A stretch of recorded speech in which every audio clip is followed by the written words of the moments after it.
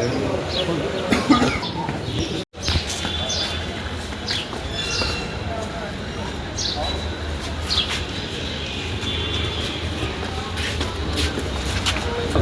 মামলা ছিল। আচ্ছা, জামিনের আবেদন করেছিলাম, আজকে জামিন মঞ্জুর করেছে।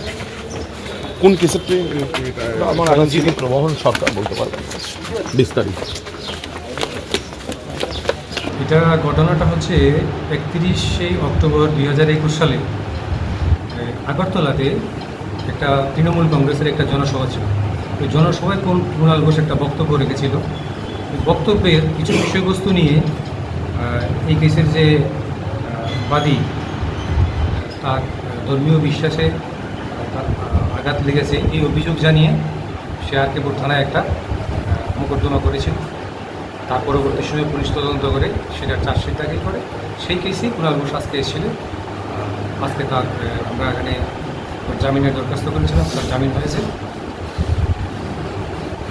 জামিন কি আজকে হয়েছে? জামিন হয়েছে আজকে এবং পরবর্তী সময়ে আবার এই কেসটা শুনানির বাকি